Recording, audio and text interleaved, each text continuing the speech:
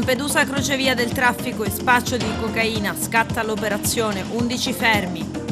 Si riunisce in prefettura il Comitato per l'Ordine e Sicurezza Pubblica. Dopo le 2 risse in centro città d'Agrigento, l'ordinanza del sindaco resta invariata, si punta alla prevenzione coinvolgendo ASP, scuole e parrocchie. Il commissario dell'ex provincia trasferirà l'istituto scolastico dalla zona industriale al centro città. È da 8 anni che i cittadini lo chiedono, adesso si arriva a questa giustissima soluzione per altre motivazioni. Questa è la denuncia del cartello sociale. Fiorella Scalia, commissario dell'azienda idrica dei comuni agrigentini, dopo l'azzeramento del consiglio di amministrazione da parte dei comuni soci, ha firmato l'atto di nomina del nuovo dirigente generale, è Claudio Guarneri.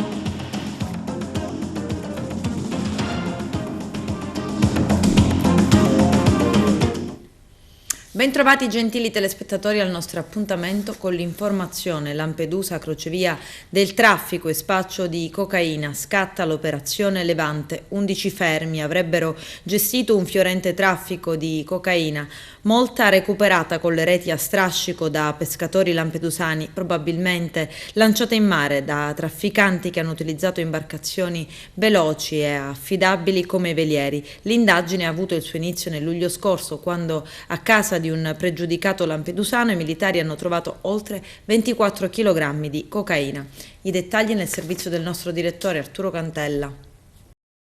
11 fermi emessi dalla Procura di Agrigento nell'ambito di un'inchiesta antidroga a Lampedusa sono stati eseguiti oggi dai carabinieri del nucleo investigativo e della sezione operativa della Compagnia di Agrigento. I provvedimenti dell'operazione Levante sono stati notificati a 8 cittadini dell'isola lampedusana, a 2 di Catania e a 1 dell'isola residente però a Milazzo in provincia di Messina. Sono stati oltre 80 i carabinieri di Agrigento supportati dai colleghi di Catania e di Messina che su disposizione del procuratore reggente Salvatore Vella hanno eseguito anche numerose perquisizioni. L'inchiesta Levante è lo sviluppo investigativo del sequestro, il più grosso mai fatto a Lampedusa, circa 25 kg di cocaina eseguito lo scorso luglio dai carabinieri coordinati dal maggiore Marco Larrovere. In quell'occasione fu arrestato anche un 60enne che spacciava mentre era al domiciliare. Lampedusa si conferma così come una delle maggiori piazze di spaccio di cocaina dell'intera Sicilia. È una realtà in cui la sostanza viene venduta mediamente a prezzi più alti rispetto alle altre piazze siciliane, e questo per via della grande domanda di stupefacenti in un territorio così piccolo, soprattutto nel periodo estivo, quando l'isola viene invasa da migliaia di turisti. È stata la valutazione, dopo l'arresto e il sequestro di 25 kg di cocaina del luglio del 22 del procuratore capo reggente di Agrigento Salvatore Vella, sottolineando l'ottimo lavoro e il controllo del territorio svolto dai carabinieri della stazione di Lampedusa e della Compagnia di Agrigento. Arrestati 2 extracomunitari di 21 e 18 anni responsabili di rapina aggravata e lesioni personali dolose. Vediamo. Personale del Commissariato di Pubblica Sicurezza di Canicattì, diretto dal commissario capo Francesco San Martino, in esecuzione di un'ordinanza applicativa della misura della custodia cautelare in carcere, ha tratto in arresto un cittadino della Nuova Guinea di 21 anni e uno della Romania di 18, indagati in concorso per i reati di rapina aggravata a lesioni personali dolose. Nello specifico, l'attività investigativa svolta ad iniziativa dal Commissariato di Pubblica Sicurezza di Canicattì ha permesso di costruire un valido castello accusatorio a carico dei 2 soggetti. I gravi indizi di colpevolezza e lo schiaccianti prove raccolte dalle donne e dagli uomini dell'Ufficio di Pubblica Sicurezza di Canicattì hanno permesso al sostituto procuratore della Repubblica presso il Tribunale di Agrigento, dottoressa Giulia Sbocchia, di chiedere e ottenere dal GIP del Tribunale di Agrigento l'adozione della misura della custodia cautelare in carcere per gli autori dei gravissimi reati. I fatti contestati loro sono la rapina commessa a Canicattì il 15 agosto del 2022 all'interno della villa comunale, ai danni di un cittadino africano cui è stato asportato il marsupio, un cellulare. La rapina avvenuta a Canicattì nella notte del 25 agosto 22 in via Minniti ai danni di un cittadino straniero, a cui sono stati sottratti un portafoglio e 2 collane, la rapina commessa a Canicattì il 1° ottobre 22 in via Massimo d'Azeglio ai danni di un cittadino italiano a cui sono asportati un portafoglio e un cellulare, la rapina svolta a Canicattì in data 15 dicembre 22 all'interno della villa comunale, in occasione della quale alla vittima sono stati sottratti un marsupio, il portafoglio e un telefono cellulare. In occasione di tutti gli episodi sopra elencati, le rapine hanno dato luogo a colluttazioni, a causa delle quali le vittime hanno riportato lesioni personali con prognosi che vanno da 4 ai 7 giorni. Si riunisce il Comitato Provinciale per l'Ordine e la Sicurezza Pubblica, un incontro nato dagli ultimi episodi di risse in centro città ad Agrigento. Resta in vigore l'attuale ordinanza del sindaco Franco Miccichè, ma non vengono predisposte ulteriori misure restrittive. Il prefetto Maria Rita Cocciufa vuole ripartire dalla prevenzione e coinvolgere ASP, scuole e parrocchie. Vediamo. Riunione del Comitato Provinciale per l'Ordine e la Sicurezza Pubblica in Prefettura stamani ad Agrigento, dopo i primi 2 episodi gravi avvenuti nel corso del fine settimana scorso, prima la rissa in via Pirandello, poi l'aggressione a un titolare di un locale pubblico e di un dipendente in via Daunea, al fine di adottare nuove misure verso la repressione del crimine che tanto sta preoccupando la gente, che ha anche paura di uscire nei fine settimana. Considerando l'escalation di questi fatti che ormai si stanno verificando con una gradualità settimanale e altro fatto che spesso a essere protagonisti sono i ragazzi, per lo più giovanissimi, al di sotto anche della maggiore età, un'ampia analisi è stata fatta durante il vertice che ha visto la partecipazione anche dei rappresentanti dell'ASP, del mondo della scuola, dell'arcidiocesi, che hanno messo in luce nuove valutazioni, la maggiore preoccupazione del prefetto e la scarsa collaborazione dei cittadini che si lamentano, fanno i video, ma la scarsa è la segnalazione tempistica non solo ad Agrigento ma in tutto il territorio provinciale. Abbiamo fatto un'analisi un po' ampia di un problema di cui ci occupiamo da molti mesi, da molto tempo. E devo dire, grazie anche al contributo dell'ASP, della scuola, del mondo della scuola e anche dell'arcidiocesi, sono emersi anche tanti elementi anche di conoscenza e di valutazione interessanti. Assistiamo a un fenomeno che purtroppo riguarda un po' tante realtà. Ciclicamente si sta verificando qui anche in questo nostro piccolo centro storico. Certamente questi 2 ultimi episodi a distanza ravvicinata hanno molto allarmato anche la comunità, ma questo devo dire veramente giustamente. Quello che riscontriamo è che c'è stato un intervento delle forze dell'ordine molto, molto preciso, molto concreto e anche molto efficace. Soprattutto gli 8 della rissa sono stati tutti identificati e sono in corso una serie di accertamenti per identificare gli altri. Quello che si riscontra, ed è questa veramente una cosa che fa anche male, è la scarsissima collaborazione da parte dei cittadini, degli stessi esercenti, cioè i luoghi dove avvengono queste risse. Tra l'altro alcuni provvedimenti andrebbero presi a seguito di querela e queste cose non c'è questo riscontro e questa collaborazione che apre un discorso più ampio della collaborazione dei cittadini che in questa provincia, ahimè, non solo ad Agrigento, ma posso dirlo purtroppo anche con amarezza, riguarda tutto il territorio provinciale. I cittadini si lamentano, si indignano, fanno le riprese, fanno i video, li mandano in rete, ma non c'è una parola di collaborazione, non c'è una denuncia, non c'è una segnalazione tempestiva. E quando vengono identificati questi ragazzi, spesso non ragazzini, parliamo di ragazzi anche di 25 anni, ci troviamo anche, le forze dell'ordine soprattutto che fanno un lavoro immane, si ritrovano di fronte anche a situazioni, in realtà anche di famiglie che si sentono anche, come dire, ma lei come si permette? Andando al concreto, noi intanto rafforzeremo dei controlli, adesso nella seconda parte dell'incontro si stabiliranno anche delle modalità più stringenti, con servizi di controllo straordinario, come abbiamo anche fatto, chi è locale lo sa, in precedenza, quindi servizi veramente mirati e più strutturati. Io devo dire che il Comune ha preso un impegno che è quello di rimettere mano a tutto il sistema di videosorveglianza che c'è, ci sono decine di telecamere dislocate nel territorio comunale e in particolare nel centro storico, alcune funzionano, alcune non funzionano, quindi c'è bisogno di fare un lavoro serio che l'amministrazione comunale si è impegnata a fare. Questo credo che sia un buon risultato. Faremo anche delle attività di tipo preventive che comunque si fanno già con quelle delle scuole, ma contiamo anche di coinvolgere le parrocchie per un confronto, per creare dei luoghi di incontro, perché è vero, tutto nasce dal disagio, ma è anche vero che in mezzo al disagio ci sono personaggi che comunque sul disagio speculano, approfittando di quelle che sono le due grandi emergenze, l'abnorme uso di droga e l'abnorme uso di alcol.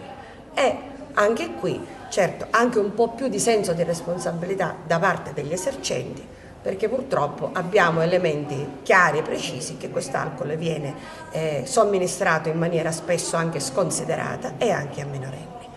Se ognuno facesse una piccola parte del proprio dovere e soprattutto se avessimo delle sentinelle più efficienti sul territorio, probabilmente saremmo in grado di affrontare meglio questo problema. Sindaco, si andrà anche questa volta verso la chiusura anticipata dei locali? No, assolutamente no, perché si è evidenziato, e ho evidenziato personalmente io nel tavolo tecnico, che non è un problema né di musica né di orari. Il problema è ben diverso, si inizierà con una prevenzione, da parte mia e l'intera amministrazione comunale si è impegnata nel tavolo tecnico di ripristinare la videosorveglianza esistente, già abbiamo più di 70 videocamere presenti o fototrappole.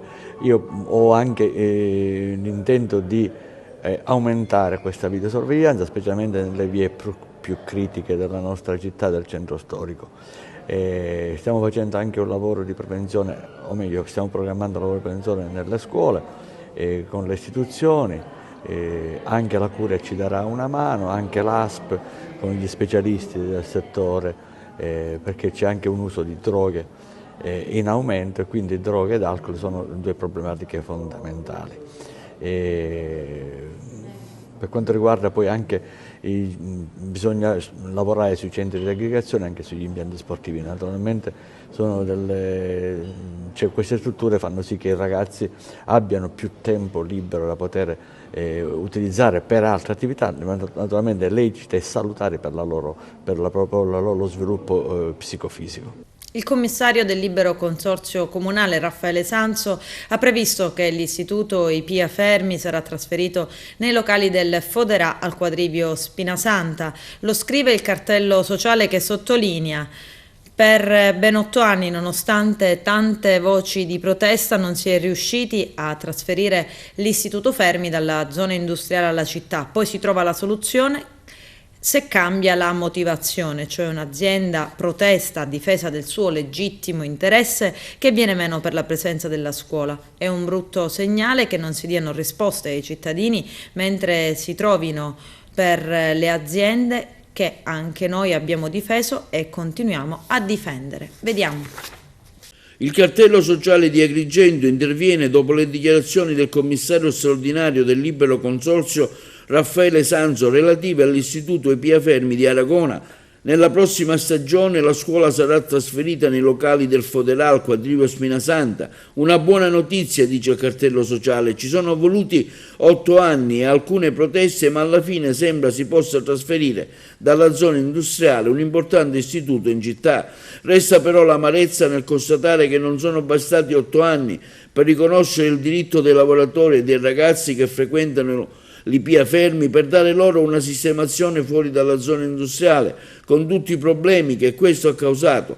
Constatiamo che è bastata la pressione legittima di un'azienda che si è vista negare l'autorizzazione per l'ampliamento della propria attività per trovare la soluzione. Meglio tardi che mai. Era il 14 ottobre del 2021 quando il commissario di allora, incontrando le organizzazioni sindacali, aveva assicurato l'impegno dell'ente per svolgere in maniera più celere l'iter per bandire le gare e ripristinare le strutture scolastiche chiuse dal 2014. Ci chiediamo, continua il cartello sociale, e chiediamo al commissario del Libero Consorzio di Agrigento a che punto è l'iter per il recupero della struttura di Contrada Calcarelle, dove intende allocare le classi che attualmente sono ospitati nella struttura del Foderà. Non vorremmo infatti che a farne le spese siano questi ragazzi che vengono sballottati in qualche appartamento adibito a uso civile, come succede ancora oggi per l'istituto in via Cimarra. A tal proposito chiediamo ancora a Sanso, continua il cartello sociale, cosa intende fare per dare dignità ai ragazzi e ai lavoratori che sono dentro questa scuola di via Cimarra, in appartamenti privati. Informiamo il commissario del Libero Consorzio che attualmente esiste una circolare del 27 settembre del 2022 del dirigente scolastico che vieta l'accesso all'ingresso principale del plesso, lo svolgimento dell'attività di educazione fisica, lo svolgimento della ricreazione. Solo un paio di mesi fa avevamo chiesto notizia sulla vicenda del Fermi, Politi, Foderà, sul quale ha mantenuto il massimo riservo. Avevamo anche chiesto perché non rispondesse a una lettera di un comitato di genitori dei ragazzi infilati in queste stanze e di quelli allocati in via provvisoria al Foderà. Anche a loro non viene dato risposta. Adesso, conclude il cartello sociale, finalmente si ha qualche notizia grazie alla stampa. È ovvio che se non si trovano soluzioni degne di un'edilizia scolastica per questi ragazzi costretti a stare in stanze a uso civile, in appartamenti senza spazi adatti per le attività ricreative e lo svolgimento di attività di educazione fisica, saremo a fianco dei genitori e dei ragazzi per difendere i loro diritti. Fiorella Scalia, commissario dell'azienda idrica dei comuni agrigentini, dopo l'azzeramento del consiglio di amministrazione da parte dei comuni soci, ha firmato l'atto di nomina del nuovo direttore generale. È stato il suo primo atto nella nuova veste di commissario, ruolo che ricoprirà fino a quando l'Assemblea dei Sindaci non individuerà un nuovo CDA. Attraverso lo scorrimento della graduatoria del concorso, la carica è stata affidata a Claudio Guarneri, risultato secondo dopo l'ingegnere Mimmo Armenio. Quest'ultimo non ha potuto prendere servizio perché è dirigente regionale e non ha avuto l'autorizzazione a lasciare l'incarico. La nomina di direttore generale e le valutazioni sulle ipotesi di scorrimento della graduatoria è stata una delle motivazioni che nel CDA hanno determinato le forti divisioni che poi hanno condotto alla sfiducia dell'organismo esecutivo.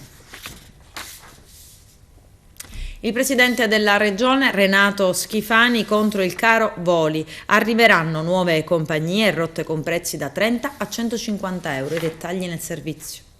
Uno dei primi punti che ha toccato il presidente Schifani una volta eletto alla guida del governo regionale. Già si è attivato, i risultati sono sotto gli occhi di tutti. Un terzo vettore, un vettore ulteriore che parte da 4 aeroporti siciliani con 6 destinazioni nazionali è una conquista importantissima per il sistema aeroportuale siciliano complessivamente e soprattutto per il caro voli. Stiamo combattendo il caro voli anche con i fatti, non soltanto con gli esposti, non siamo piagnucoloni, noi agiamo a tutela dei siciliani, l'avevamo detto. Credo che oggi sia una positiva giornata per i siciliani perché consentiremo loro di viaggiare non sottoponendosi a dei salassi a causa di questo pseudocartello tra 2 compagnie importanti che non sono più low cost.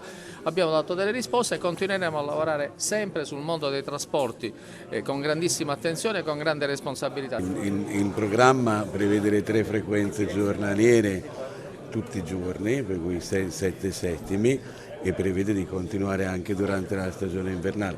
L'augurio viceversa durante la stagione estiva è che ci sia lo spazio per incrementare di una frequenza i collegamenti giornalieri, soprattutto nel periodo legato al fine settimana. Allora, le tariffe di ingresso saranno di circa 30 euro. Come avete sentito, l'idea è quella di non superare nemmeno nei momenti di picco una tariffa di 150 euro per il volo comprensivo di tasse. Alla Borsa Internazionale del Turismo di Milano tanti sindaci della provincia di Agrigento, obiettivo la promozione del territorio. Vediamo. Ravanusa presente alla BIT, un momento importante, ci sono state tante presenze qualificanti, la presenza anche del Ministro. Come valuta questo evento, Sindaco, dopo 2 anni di pausa che si riprende col Covid? Ma la dimostrazione che il turismo è fondamentale per il nostro territorio, sul turismo bisogna puntare. Tutta la provincia di Agrigento, i sindaci, stiamo sostenendo la candidatura di Agrigento Capitale della Cultura. Come bene ha detto il sindaco di Agrigento, non è solo la città ma è un intero territorio, un territorio veramente vasto, un territorio ricco di storia, ricco di tradizioni, ricco di tante bellezze che vogliamo offrire al mondo e speriamo che ci sia un incremento turistico degno di questo nome. Ravanusa è una delle città dove si organizza uno dei più bei carnevali siciliani, so che avete tutto pronto, qualche novità ce la può anticipare? Sì, tra l'altro quest'anno siamo credo l'unico carnevale di rilievo della provincia di Agrigento, un carnevale che è giunto alla 35esima edizione, un carnevale che vedrà la presenza di diversi carri allegorici e quindi un momento di crescita e di conoscenza anche della mia città. Sambuca di Sicilia presente oggi alla BIT anche per illustrare le sue bellezze, le bellezze in un territorio, in un contesto agrigentino. Sì, è chiaro che Sambuca è uno dei borghi più belli d'Italia, è il Borgo dei Borghi 2016. Abbiamo anche l'onore di ospitare e quindi di presentare oggi l'Assemblea Nazionale dei Borghi più belli d'Italia che si terrà a Sambuca proprio dal 14 al 16 aprile. E poi un altro evento importante a livello internazionale è il concorso enologico internazionale organizzato da Recevin delle Città del Vino, dove parteciperanno più di 3.500 etichette e ci saranno centinaia di commissari per la maggior parte stranieri. Quindi avremo modo di mettere sotto i riflettori e quindi ecco qui alla BIT il nostro territorio, la nostra bella Sicilia e la nostra bella Sambuca. Quanto ha portato il titolo di città dei borghi, capitale dei borghi? Ma noi nel 2016 siamo stati classificati il borgo dei borghi più belli d'Italia. Ecco, cosa ha portato questo all'economia del vostro paese? Ci ha permesso di cambiare volto, nel senso che la nostra economia era prettamente frutto del settore primario, dell'agricoltura e dell'edilizia. Oggi il nostro comune è un comune che conta più di 30 B&B, è un comune che ha una vocazione turistica impensabile fino a qualche anno fa. Anche Montallegro ha la BIT per promuovere le bellezze del vostro territorio. Sì, anche quest'anno ho voluto partecipare in prima persona a questo stupendo evento del turismo. Noi siamo una piccola comunità che puntiamo tantissimo sul turismo, abbiamo una spiaggia bellissima che è Bovo Marina, rinomata. Ho già inoltrato domanda per ottenere la bandiera blu, è una costa, per chi non la conoscesse, di circa 2 km di spiaggia, costeggiata dal bosco, ci sono delle dune, facciamo parte della Costa del Mito, che ringrazio Fabrizio Lagaipa per l'invito, e cercheremo di portare avanti il nostro turismo perché è il nostro punto di forza. Si riparte dopo 2 anni e dobbiamo ripartire bene. Ripartiamo con Agrigento, candidato a capitale della cultura, e noi ci crediamo perché ci crede tutta la provincia. Dobbiamo fare un lavoro sinergico assieme a tutti i comuni. Noi con le aree interne, con i 12 comuni delle aree interne, stiamo portando avanti i progetti finanziati, avremo la prima ippovia siciliana, stiamo lavorando sulla sentieristica e anche sulla promozione. Quindi ritengo indispensabile che oggi ci dobbiamo sedere tutti ad un tavolo, attorno ad un tavolo, istituzioni assieme agli operatori turistici, per cercare di rilanciare la provincia di Agrigento, rilanciare i paesi della costa ma anche l'entroterra e poi tutti assieme rilanciare anche la nostra Sicilia. Quanto è costata l'estate agrigentina, a chi sono andati i soldi del comune di Agrigento e come sono state spese dal distretto turistico Valle dei Templi presieduto dal sindaco di Agrigento Franco Miccichè. Conferenza stampa stamani del responsabile regionale trasparenza enti locali Giuseppe Di Rosa su questi temi. Vediamo. Conferenza stampa stamani del Codacons di Agrigento fatta dal responsabile provinciale enti locali Giuseppe Di Rosa, che ha avuto come oggetto contributi e compartecipazione alle spese per le iniziative di promozione turistica finanziate dall'imposta di soggiorno, non risulta capiente per la spesa preventivata. Quanto è costata l'estate agrigentina? Questo è quello che si chiede Di Rosa. Il distretto può gestire i soldi del comune, con quale compartecipazione? Diverse anche le analisi fatte circa alcune voci di spesa prese in esame da Giuseppe Di Rosa. ci tengo a dire che non parlo assolutamente degli spettacoli, non parlo della tecnica dello spettacolo, non parlo se è venuto X cantante o Y, io non sono un tecnico, onestamente devo dire che ad Agrigento che festa sia, purché sia festa. Io parlo da tecnico invece amministrativamente. Già lascia a pensare il fatto che il sindaco, presidente del distretto turistico, si autoconcede un finanziamento di 135.000 euro e lo concede a se stesso, seppure nel frattempo rivedono lo statuto e fanno firmare i bilanci al direttore generale, all'amministratore unico. Non è così, il presidente è il presidente. Questo desta già qualche problema. Perché desta qualche problema? Perché vi leggo immediatamente 2 righe della determina per la concessione di questo contributo al distretto, perché tutti dicono, tranne l'ex sindaco, tutti dicono che sia tutto in regola. Io da sempre dico che non è in regola, anche quando c'era l'ex sindaco. Si concede il contributo e una delle prerogative è che il comune accetta il progetto del distretto perché nel regolamento è precisato contributi e compartecipazione alle spese. Scusatemi, se ti do 135.000 euro e tu ne spendi 136, 135 e 300, qual è la compartecipazione del distretto nel progetto? Spiegatemi, io vorrei capire, il sindaco può finanziare 135.000 euro se tu presenti un progetto che è di 250.000, e allora sì che si chiama compartecipazione.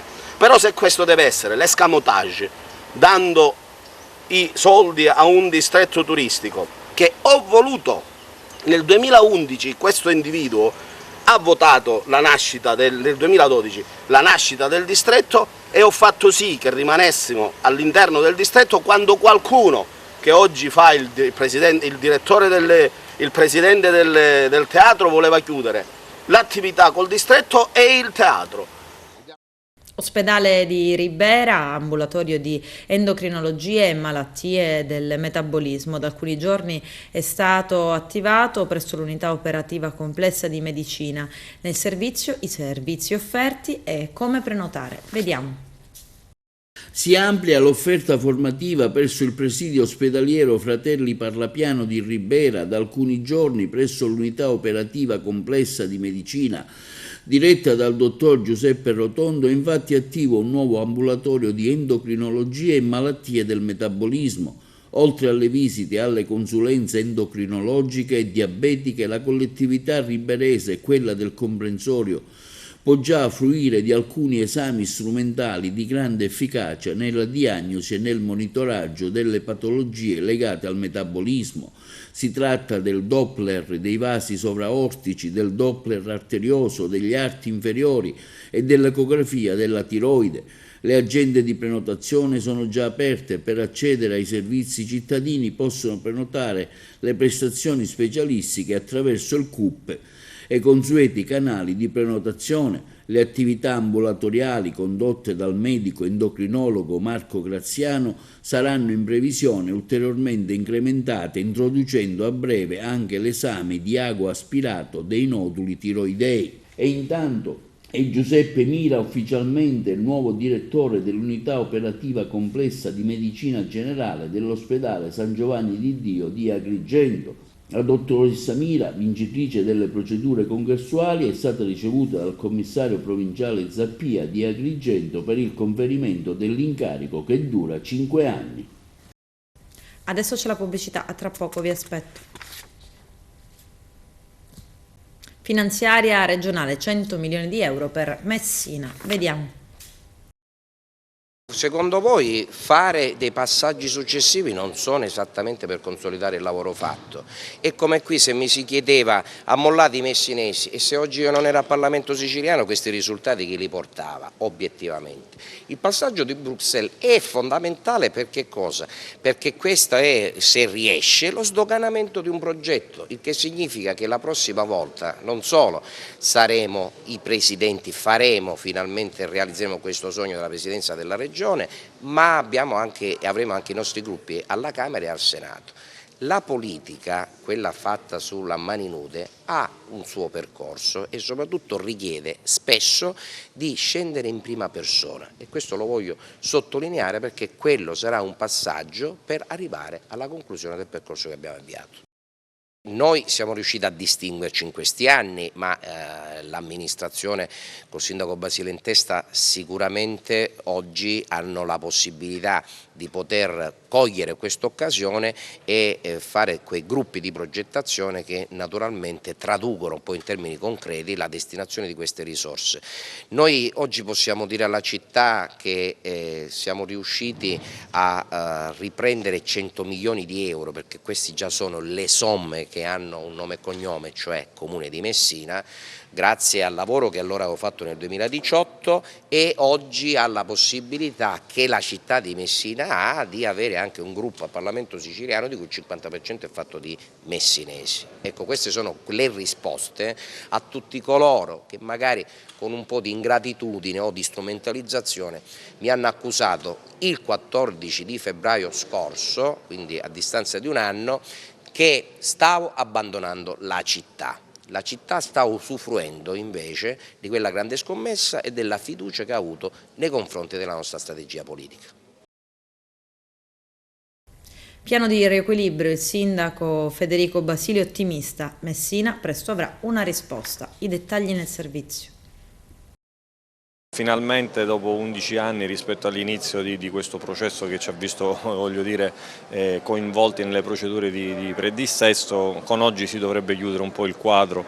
È l'ultima chiamata, abbiamo fatto una rimodulazione il 27 luglio, quella che competeva un po' in base alle disposizioni normative, e la risposta ce l'abbiamo pronta. Era una richiesta più che altro legata a dati tabellari, quindi rispetto alle precedenti è molto tecnica, ci abbiamo lavorato in questi 2 mesi, oggi è la scadenza, in serata la manderemo, sono abbastanza positivo perché il percorso che abbiamo fatto in questi anni è virtuoso ed è sotto gli occhi di tutti. Poi la Corte valuterà, probabilmente ci sarà un'adunanza, vediamo un po' i tempi, ma io credo che nell'arco di 2 mesi la città finalmente avrà un responso che aspetta da 10 anni. Un piano che è stato più volte rimaneggiato nel corso di questi 10 anni. Fotografa questo piano un percorso virtuoso che si è realizzato, ma c'è chi continua a dire invece che la situazione delle casse Palazzo Zanca non è tanto rosea. Queste sono valutazioni che poi sono fatte, voglio dire, in maniera autonoma rispetto a dati di fatto che sono certificati. Dal 2018 la situazione dei conti del Comune è stata per la prima volta gestita, e lo dice uno che dal 2013 qua tutto sommato ci lavora anche in qualità di revisore dei conti. Ricordo che io stesso nel 2017 feci una nota al Ministero chiedendo proprio di prendere posizione rispetto al fatto che la città merita una risposta, sia essa positiva o sia essa negativa. È chiaro che in questi anni le rimodulazioni sono state determinate sicuramente da interventi normativi che ne hanno dato la possibilità, dilatando però poi i tempi rispetto a una condizione che dal 2018, ed è sotto gli occhi di tutti, è stata presa, diciamo così, di petto. Io sono, ripeto, molto sereno e positivo perché il percorso che è formalizzato e che abbiamo già in questi anni sottoscritto sia al Ministero che in Corte ci dà ragione quantomeno sui risultati che abbiamo concretizzato sia in termini di abbattimento del debito che di miglioramento dei servizi, quindi la città quest'anno sicuramente avrà una risposta ed è quello che veramente merita da tanto. Con questo è tutto, termina qui l'edizione del telegiornale. Grazie per la gentile attenzione e per essere stati con noi. A presto.